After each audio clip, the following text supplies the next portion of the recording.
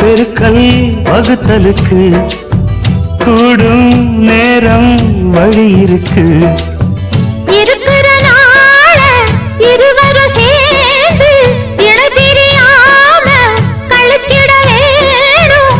ஏதோ ஏதோ சொல்ல தோணும். அட உன்னோட ஒன்னான மூணாகும்.